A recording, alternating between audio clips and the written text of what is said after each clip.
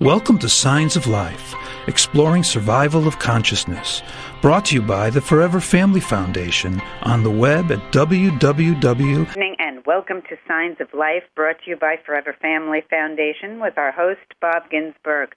I'm Fran Ginsberg, and our show tonight is sponsored by the Windbridge Institute for Applied Research in Human Potential, and they can be found at www.windbridge.org. Our guest tonight is Dr. Piero Calvi-Parasetti, and if you have a question, comment, or would like to talk to our guest, the toll-free number here is 888-627-6008. And how was your day today, Bob? Not bad, and yours? Hectic, I know that. Hectic, but fabulous. Okay. And I did want to mention, as our listeners know, if you visit the website, we put up polls. They're not extensive surveys. They're one-question polls. This particular one is a one question with three answers. But we like them. They're really revealing. We get a big response from them. So the present poll has a question that has to do with is life predetermined and free will? The actual question is, are our lives here in the physical predetermined? Okay. Now we give three questions, and when you get a chance... give three possible answers. And hit one, and we'll tabulate them, and as we do, we keep them up for a month, and we usually get a large number of responses, and we publish the results on the website and in a newsletter.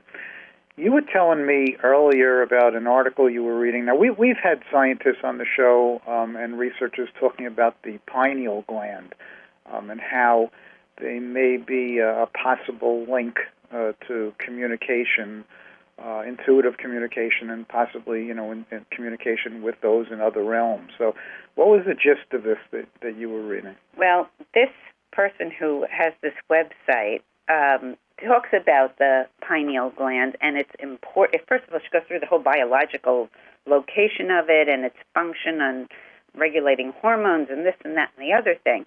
But she says the most important thing, at least from her perspective, is that it is the center of connecting on a spiritual level.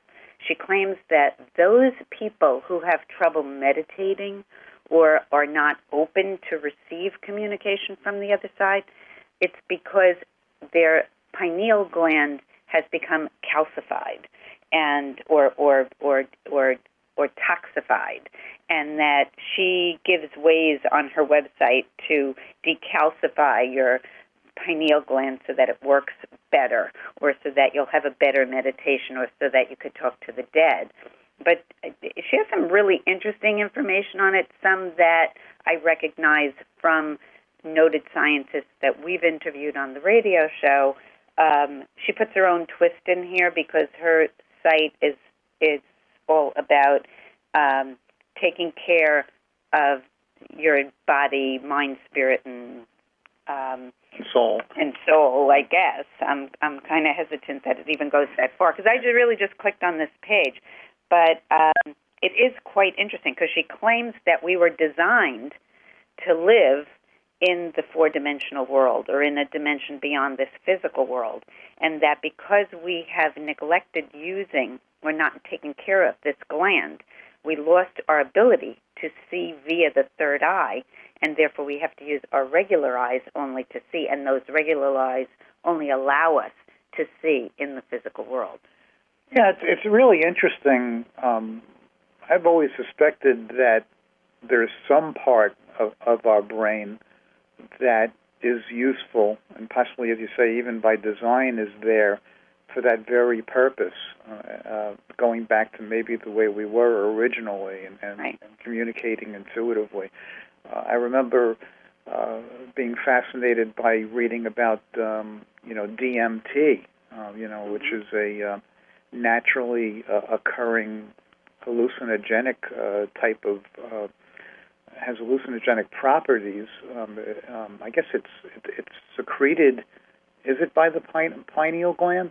I'm not sure, but that sounds familiar. But it's all It's not only in human beings, but it's in other species, and it's in plants, and then it's in all living things.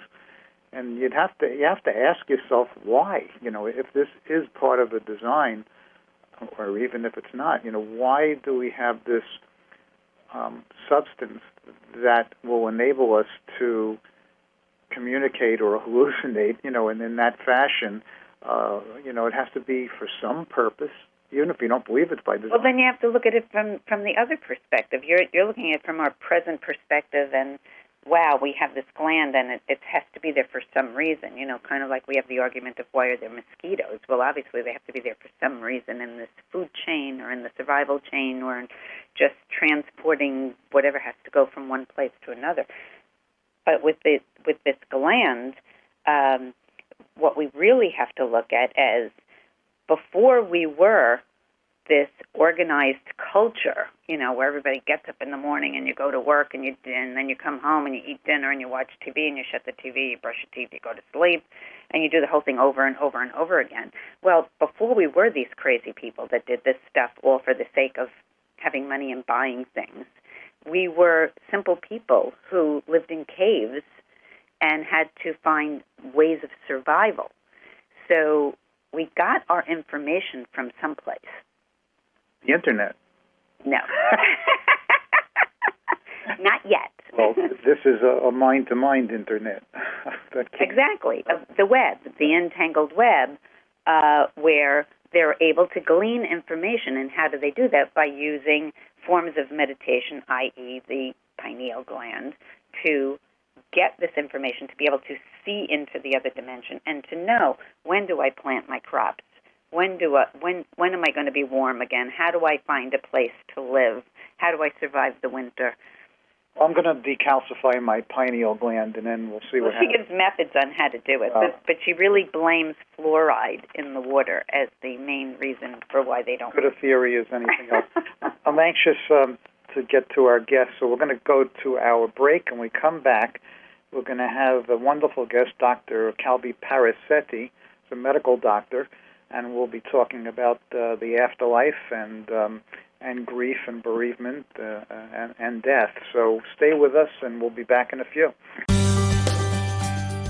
Don't miss Forever Family Foundation's 7th Annual Conference Weekend, November 9th and 10th, this year in warm and sunny San Diego, California.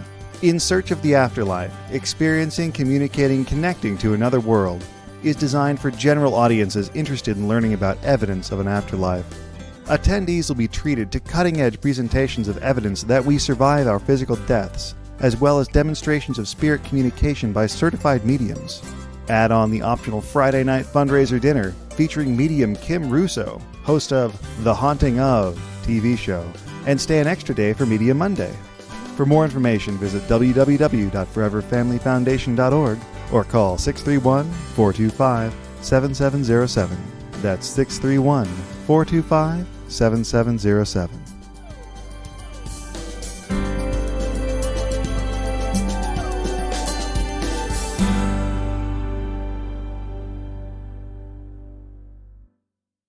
It is with great pleasure that we announce the formation of the Winbridge Institute for Applied Research and Human Potential. Dr. Julie Beischel, Director of Research at Winbridge and one of the premier investigators in the field of mediumship research, reports that the team at Winbridge will continue pursuing the many unanswered questions that remain in the field of afterlife science.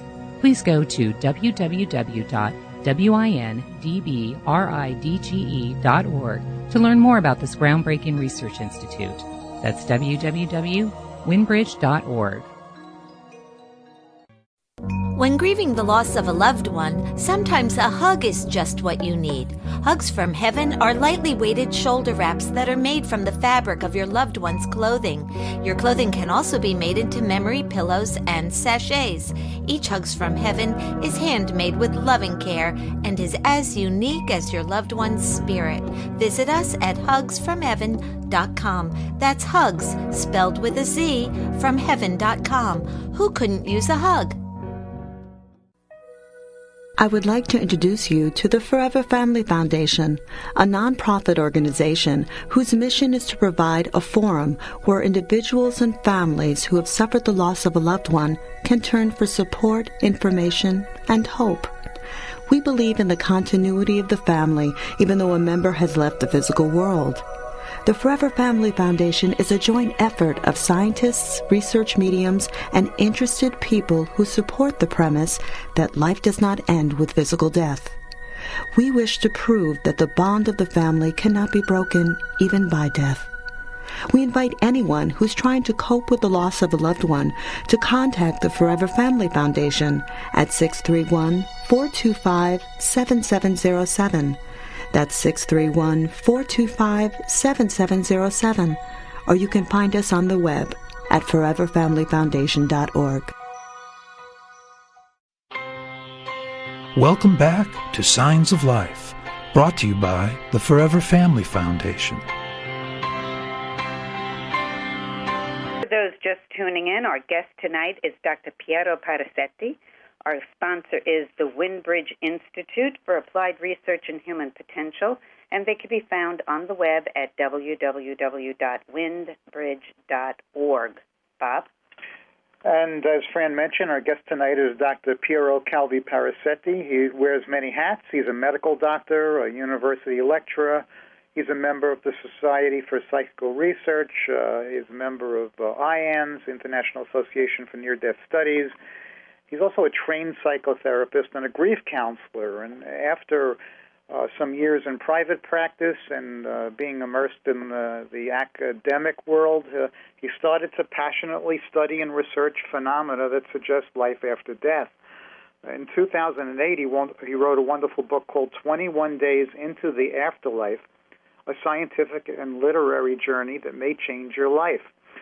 He's now shifted again, becoming more involved in the death and bereavement and grief counseling, and he has developed actually a wonderful course. It's an online course that the bereaved can take to reduce their grief and lessen the fear of death. We'll be talking more about that, but at his website is drparasetti.com, and that's DR, and then his name, PARISETTI.com. Welcome, Doctor. How are you? Thanks very much, Bob. Well, it's 2:00 in the morning here, but I'm so excited. I'm so happy to be talking to you people that it doesn't matter. It's really great to be here, and thanks for having me.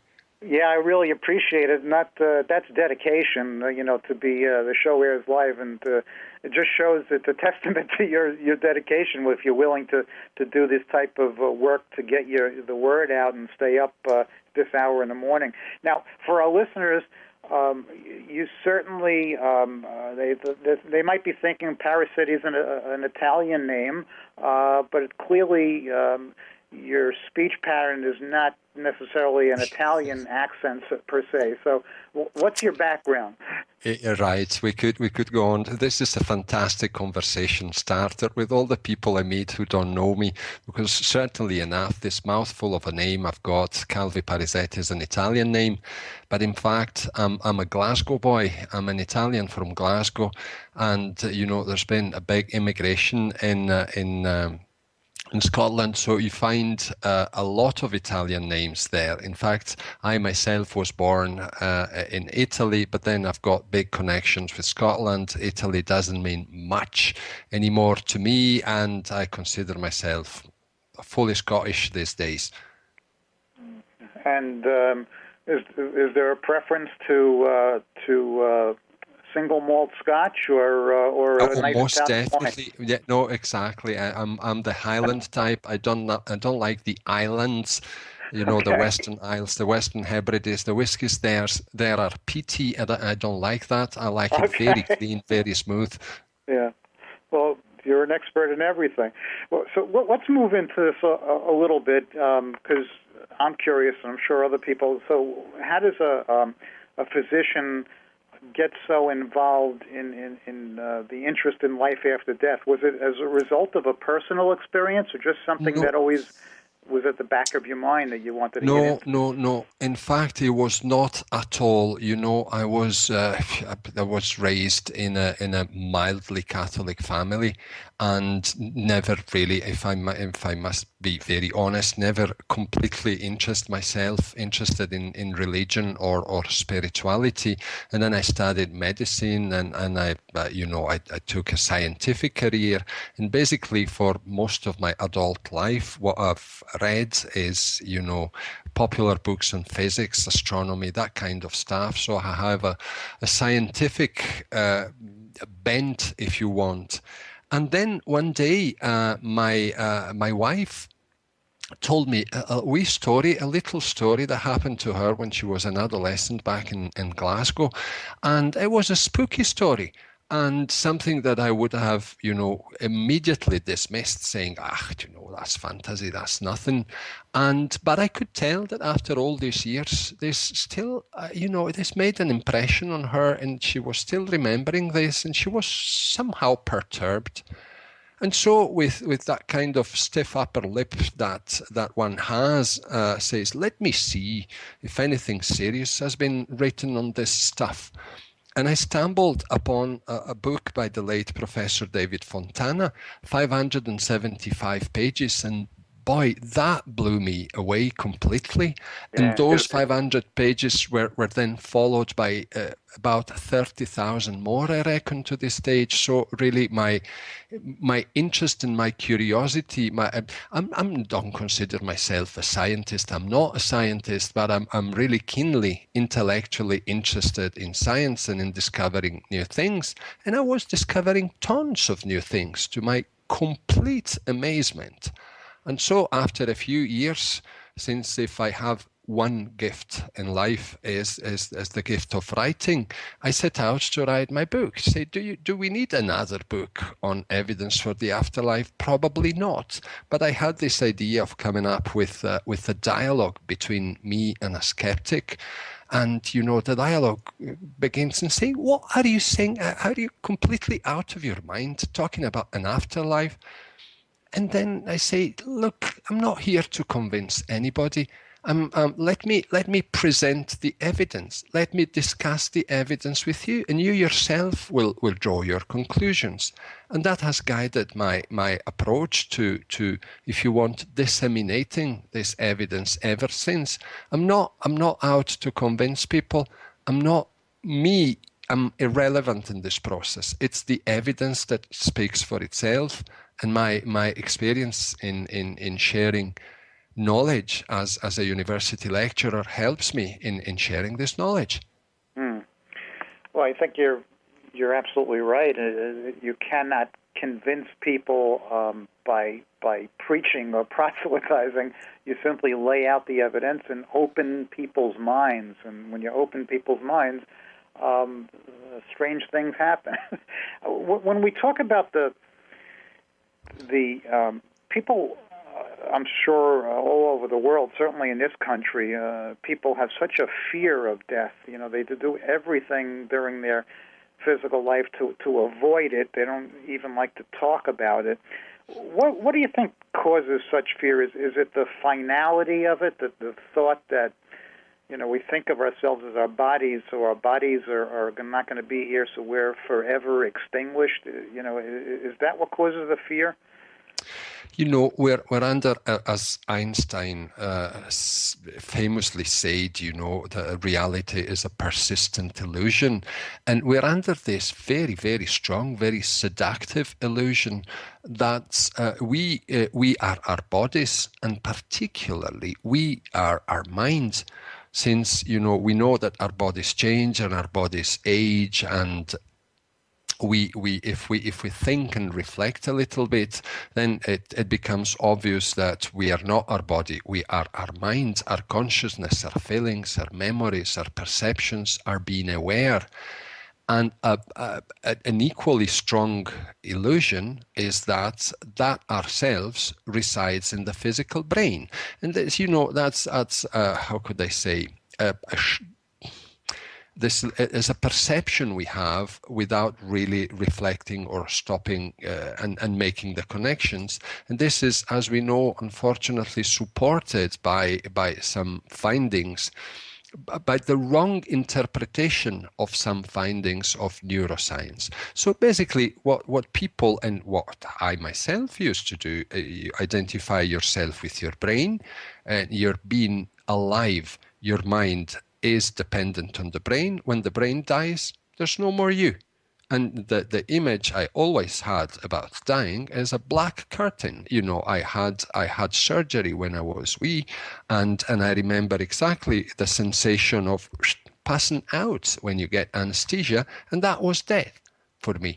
And I think that is death for many people. And you're very correct in saying that a lot of people spend a lot of energy hiding away from this ultimate fear through a number of, behaviors and thought patterns. But that's a thought that we cannot really entertain. That's true, and I know there's been watching one of the videos in your online course. I mean, you gave the example of if you would ask most people, who are you? They would point to their body, like specific. Most people point to their chest or their heart, and so this isn't it exactly? Yeah, it's hard to conceive. We think of ourselves as our physical bodies, and it's so strange that that's what we have evolved into. I suspect that originally, way back in time, we thought quite differently. Do you think that? So these are the stumbling blocks. I mean, you talk about stumbling blocks in working with the bereaved. By stumbling blocks, you mean you first have to get people to stop thinking in physical terms and to recognize that our consciousness can act independently of our brains. Is that a stumbling block? Most definitely, and here again, I mean, it's amazing the way how our societies and culture works, and I mean, everybody else has a story that would deny that equation that mind equals brain. A lot of people have so-called paranormal experiences, but then, as we know, materialist science, the prevailing dogma in science, which is materialism, says otherwise. Oh, these are all fantasies, forget it. And we ourselves, we're under such this big spell that we do not make the connection. And to cut a long story short, we have masses of evidence from parapsychology research that is incompatible with this reduction of mind to the physical brain. You cannot have telepathy, psychokinesis, precognition, mind over matter phenomena, which have repeatedly been demonstrated with the same scientific methods in the same universities that do any other field of science. And these things have been confirmed beyond any reasonable doubt. You cannot look at that evidence and still maintain the paradigm that mind equals brain. And so what I do at the beginning of my courses, you correctly say, I try to chip away, to eat away at that illusion by saying, listen, we have millions, literally millions of individual scientific trials which fly straight in the face of this paradigm. This is not how things work. Mind cannot be reduced to brain, and that's proven in the laboratory.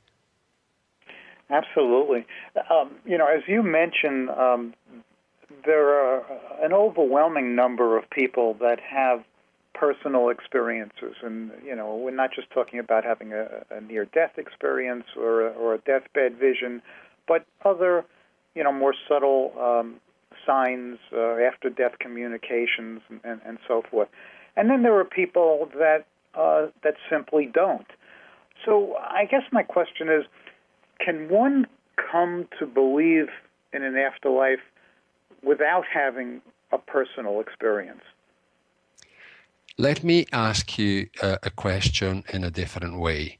Do you have a direct experience of the curvature of the time-space continuum as predicted by the general relativity of Einstein? No, you don't. No, I don't. These are so far out concepts that we do not have a direct experience. And still, this is the way the world works. We send rockets to the moon and to the outer planets based on this very apparently, according to our common sense and daily experience, these are completely far out there things and unbelievable and difficult to understand. And still, that is the way the world works. So I never had an experience myself, unfortunately. But I read, I studied, and I understood. And you might have heard me saying in my course that I do not believe in these things, in the existence of psychic powers on the one hand, and of the afterlife on the other hand, because these are two separate things. I don't need to believe. I simply know. It's like I do not believe in Einstein's theory of relativity. I studied it. I've seen the evidence. I've seen that it's work. I do not need to experience it myself. Am I making myself clear?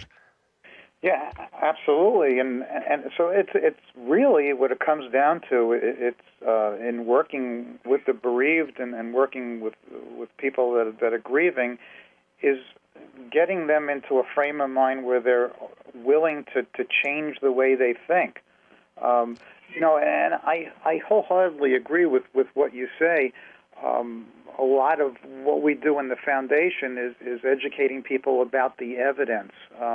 And a lot of people that look at the evidence have not had personal experience. They may know loved ones or other people that have had them, but it's the information itself that they take comfort in, and that's what you're doing, and you continue to do, because I know that in the course, which has many modules to it, they're each 10 to 15 minutes in length. You will discuss the various phenomena, explain what they are: near-death experiences, deathbed visions, mediumship, reincarnation, various forms of electronic voice phenomena, etc. So I guess it's a slow process, right? You're absorbing and absorbing and absorbing, and then all of a sudden you wake up and say, you know what? There's something to it. I have to learn more. I guess that's the whole point, right? There you go, and absolutely. I'm really glad, and I'm humbled by the thoroughness of your analysis of the resource I've put out, and that's exactly it. And I'm coming to this from two different angles. 15, 16 years ago, I had a bout of serious of clinical depression myself, circumstances in life and a combination of factors, and I went through a very difficult patch. What was really extraordinarily effective in pulling me out of that situation was cognitive behavior therapy, which is, recognized now has been recognized for 30 years as the treatment of choice, vastly superior to traditional psychotherapeutic approaches, and even to our beloved Prozac and other things. And the key concept behind cognitive behavior therapy is changing thought patterns.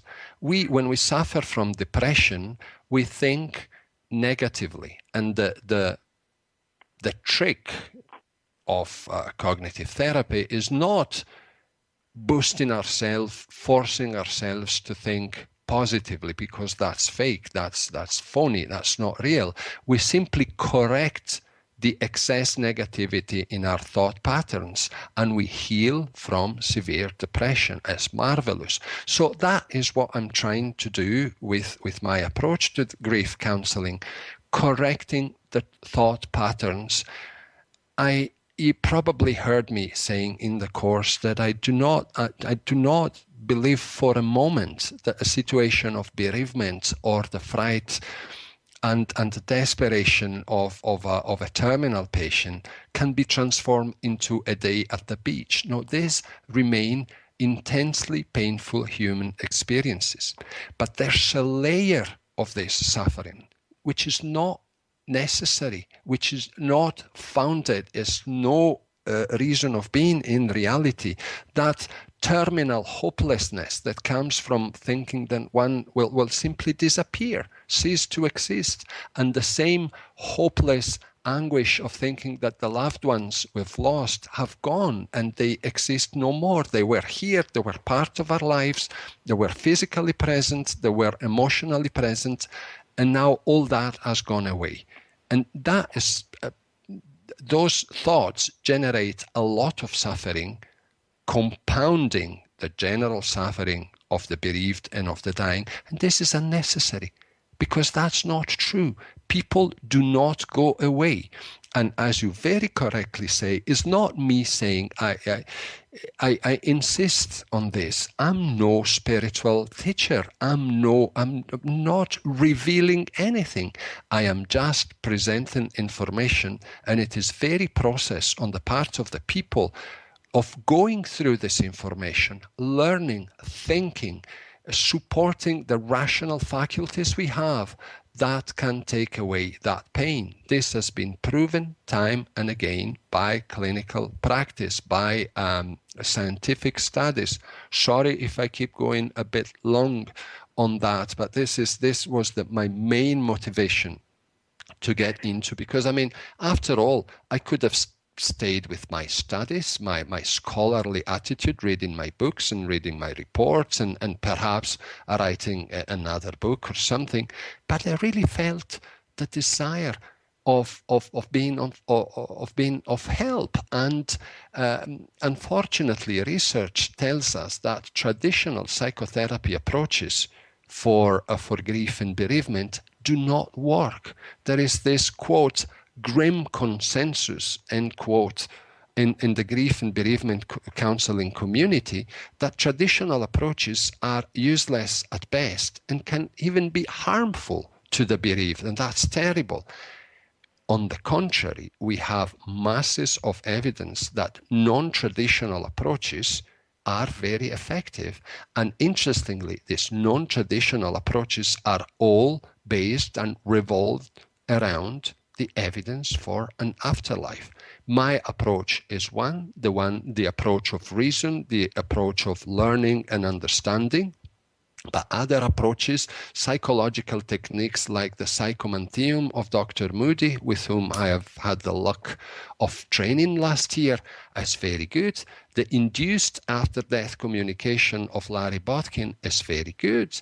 And having a good seance with a real good medium actually takes away the pain of bereavement by 80, 90, 100%. The Windbridge Institute, sponsoring this very show, is doing some pioneering research in that respect, and the results are there to be seen.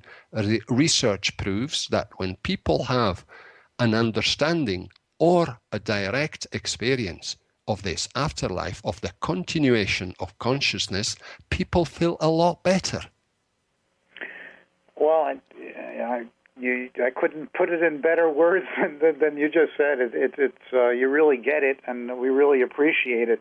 I can tell you, from personal experience, and that really 10 years ago was how our foundation got formed.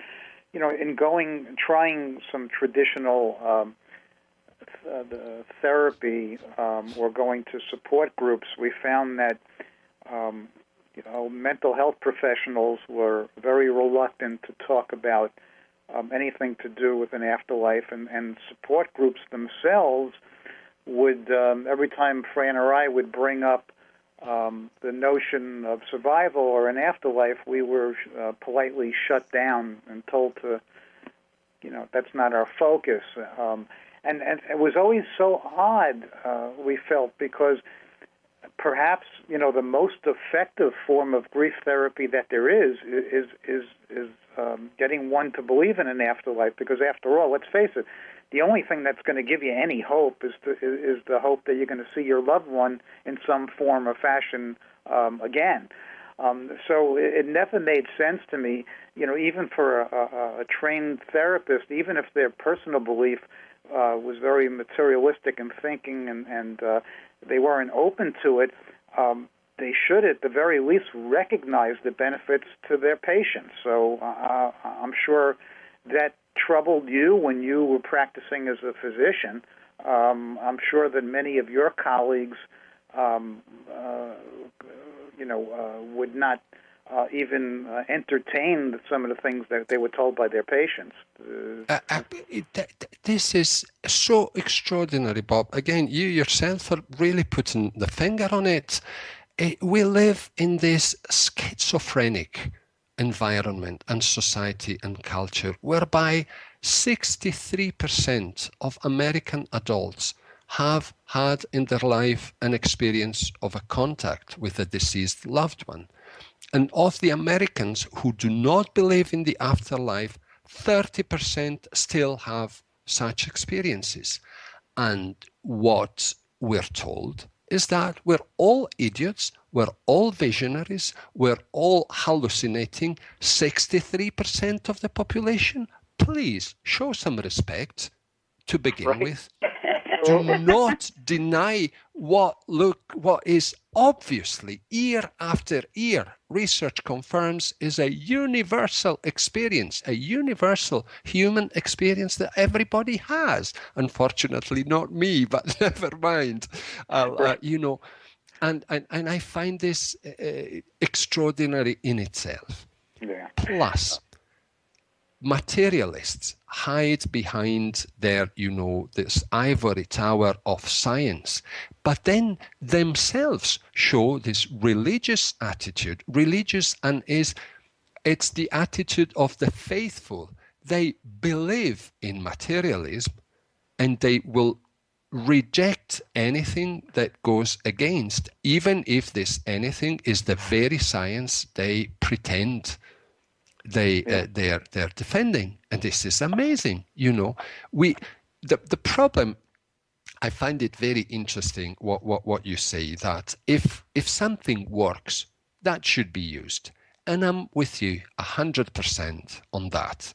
Even if something is based on a false premises or in a false premise, or it's invented, it's phony, it's shallow, still, if it clinically works, if it delivers results, I think it should be used. But that's not our case here. That's not our case. I am not convincing people that I'm an alien from an outer planet.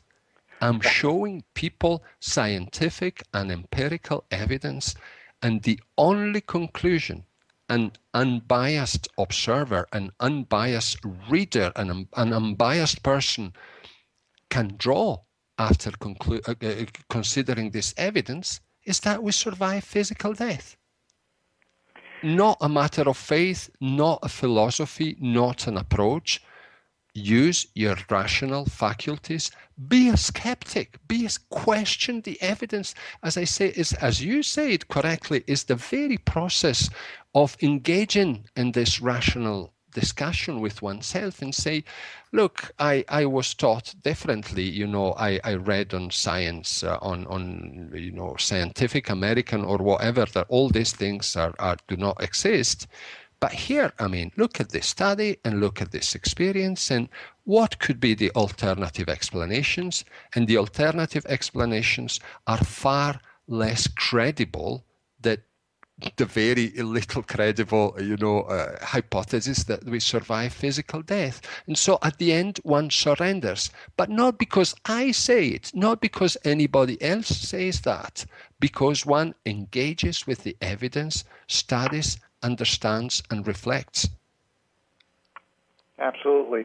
We are talking with Dr. Piero Calvi-Parasetti, and his website is Dr. for Dr. Parasetti, PARISETTI.com.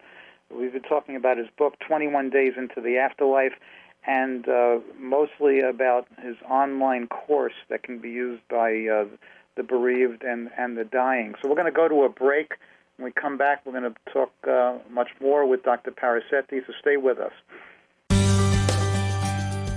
Don't miss Forever Family Foundation's 7th Annual Conference Weekend, November 9th and 10th, this year in warm and sunny San Diego, California. In Search of the Afterlife, Experiencing, Communicating, Connecting to Another World is designed for general audiences interested in learning about evidence of an afterlife. Attendees will be treated to cutting-edge presentations of evidence that we survive our physical deaths, as well as demonstrations of spirit communication by certified mediums.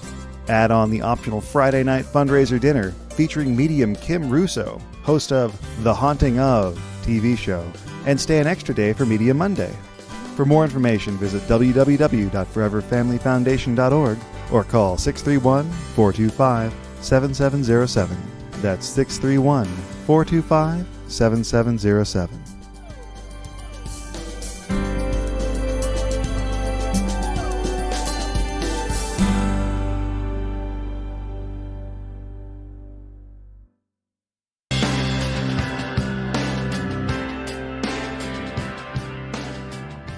If you are just tuning in, our guest tonight is Dr. Piero Parasetti. Our sponsor is the Windbridge Institute for Applied Research in Human Potential, and they can be found on the web at www.windbridge.org. If you're a business interested in advertising on our show, please contact us via email at radio@foreverfamilyfoundation.org or call the office at 631-425-7707. And now, before we get back to our show, it's time for some foundation messages for our listeners. There are 3 ways to show us you like Signs of Life Radio. First, go to the Signs of Life Radio page on Facebook and like us. 2, use the donate button on any one of our weekly email show reminders to support programming.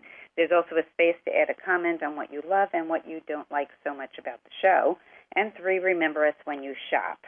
Yes, when you shop, you can support the work of our 100% volunteer not-for-profit organization without spending any additional money at all.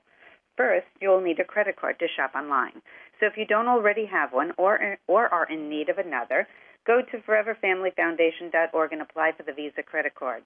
Visa will make a donation to us for each card that's taken out, and each time the card is used, a portion of that charge is donated back to Forever Family Foundation. Second, if your shopping takes you to the Internet, consider shopping at Amazon.com. But first, use the link on the Forever Family Foundation website, and again, a portion of your spending comes back to support our work.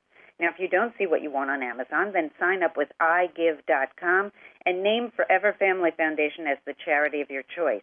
Then search iGive.com for your items. For each search, we receive a donation. And when you find what you are looking for in their more than 1,300 online stores like Cheap Tickets, Drugstore.com, Hanes, J. Crew, a portion of what you spend is again donated back to Forever Family Foundation. So please take a few moments when you shop to show us that you care. The original annual Afterlife Conference, our 7th, will be held this year in beautiful and warm San Diego, California at the DoubleTree by Hilton Golf Resort, November 9th and 10th. Mark the dates, as this will be the best one ever. They usually are. They get better and better every year. Make your plans now to be there for Friday Night Banquet, featuring Kim Russo, star of the hit TV series The Haunting of. She'll be bringing through communication from the other side for all those in attendance, following a delicious plated dinner. Then the conference begins early Saturday morning through Sunday evening, including featured presentations by Tom and Lisa Butler, Dr. Jeffrey Tarrant, research medium Janet Mayer, Dr. Stephen E. Browdy, and Lloyd Auerbach, with spirit communication demonstrations from certified mediums Laura Lynn Jackson and Angelina Diana. And as a special add-on this year, we bring you Medium Monday.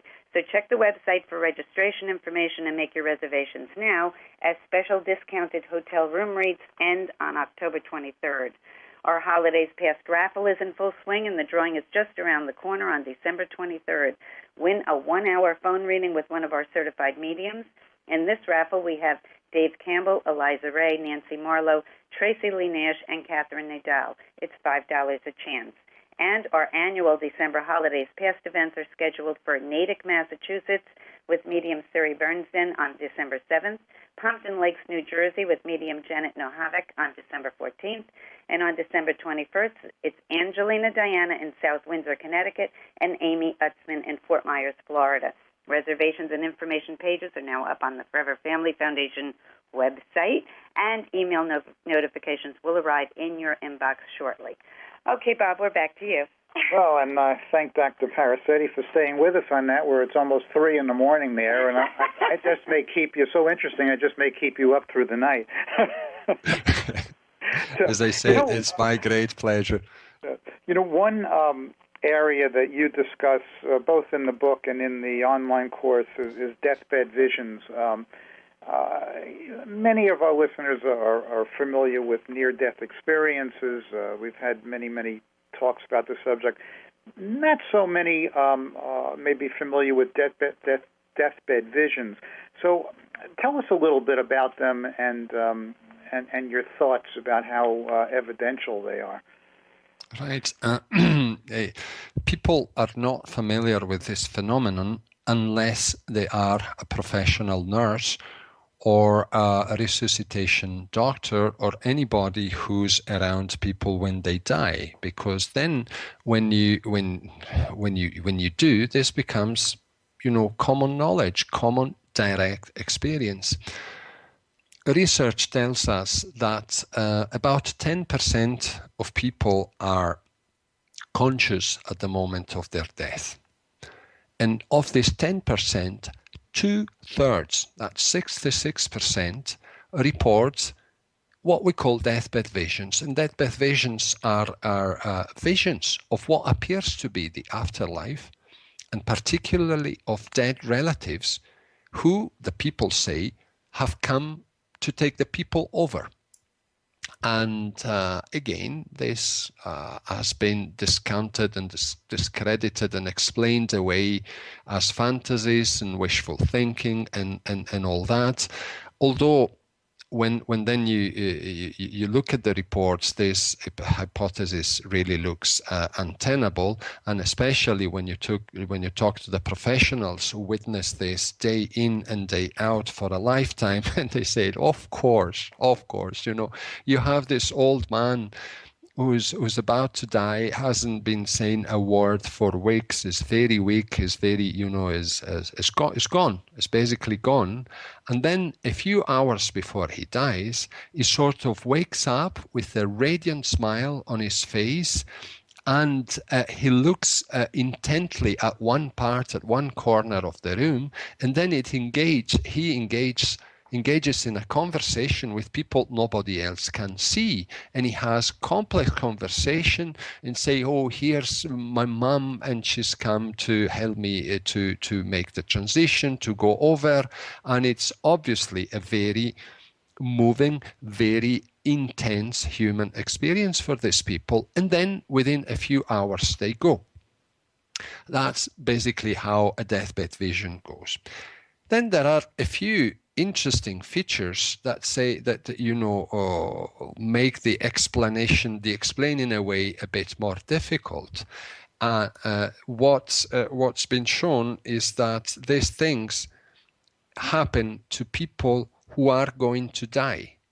They do not happen to people who think they are going to die. And that does away with the explanation of wishful thinking and of fantasies. If there are persons who are convinced that they are about to die, and they don't, because their clinical conditions don't have them die, and they do not have these experiences. Other people are convinced of making a recovery, and still a few hours before, we're looking at typically 12 to 24 hours before their actual death, they still have this experience. And there are a number of other research findings that make the explanation of fantasy or hallucinations not really tenable. But the nail in the coffin, if you permit, if you allow this, no pun intended here, the right. Nail in the coffin of the explaining away is the fact that some people report seeing dead relatives whom they did not know they were dead at the moment they had this vision. And there's quite a number of anecdotes. And how do you explain that? You really have a lot of explaining to do to say that this is just a fantasy or a hallucination. Yeah, and that's there's a rich history of these crisis apparitions, where people recognize deceased people that they did in the same situation. They didn't know that the people would died until afterwards. And people have crisis apparitions when they're not necessarily, injured or near death. They just could be in a waking or non-waking state. So it's just more evidence of survival and communication. So do you think that it's possible that everyone has a deathbed vision, that everyone has help in crossing to the other side? It's just that, as you mentioned, a lot of people are physically or emotionally incapacitated at the time, so they can't communicate it. But That's a very intriguing hypothesis. I never thought in those terms, but it is well possible. And here, Bob, that's always the difficulty I have, and also I have, many people asking me certain questions, and questions which I honestly cannot answer. Not being, as I said, not coming from the angle of a spiritual teacher with the revealed truth, most of the questions people ask me, I have to answer, I don't know, because that's my intellectual honesty. I do not know. How is it that 2/3 of the people have an experience of after-death communication and 1/3 doesn't? I don't know. How is it the only 2/3 of the people who are going to die have a deathbed vision and the other third doesn't? How comes that only a variable percentage, depending on the studies, you go from about 10% to over 40% of people in the conditions to have a near-death experience have one, and the rest of the population don't. We don't have an explanation for these things. But still, that does not invalidate the evidence. The evidence tells us that these things happen, and we should look for an explanation. I cannot provide one. I don't feel comfortable. I might have ideas and speculations, but I'm happy to discuss this as an intellectual exercise, as a nice conversation, but I would not present this either as a theory or as evidence. No, I mean, you're approaching this from a scientific perspective, and a lot of these questions are philosophical or spiritual conjecture, which is not your main focus, so I certainly understand that. I wanted to get your opinion on something. One of the advantages of having such a large, membership across the globe, really, is we get to do these little surveys and our own little mini experiments.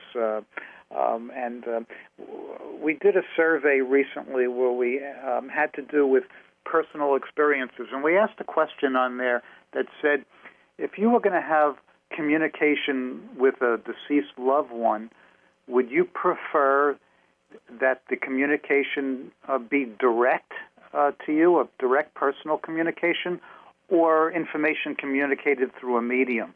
And quite frankly, when I suggested that question, I thought that the overwhelming majority, I would say 95% in my mind, would say I'd rather have the direct communication. But yet when the results came in, 35 to 40% of the people said that they would rather have the after-death communication through a medium, which totally shocked me until I started to sit back and evaluate why that might be. So do you think that fear, which we discussed earlier, has something to do with that? Isn't it amazing? Isn't it amazing? Really surprising findings.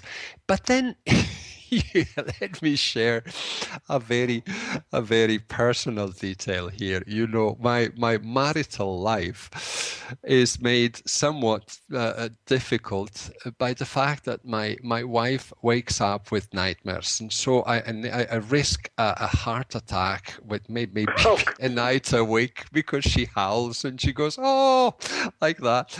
And wow. I mean, if anybody should have a serene, a detached attitude to these things as her, because she's been following my work.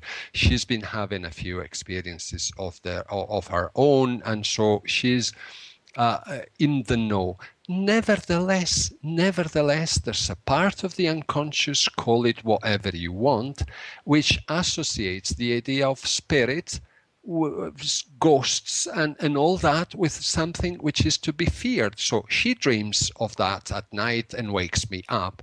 And your sample of the population says that it is safer to approach this through a medium. And this is an explanation that I'm coming at. It's not an explanation, it's my reaction to this very interesting finding that I didn't know about. And I think there is an element of, fear, because this has been so much associated in the popular culture with all these poltergeist movies and possession and evil spirits and all that these things linger. And but you know what, please. Dr. Parasita, what I also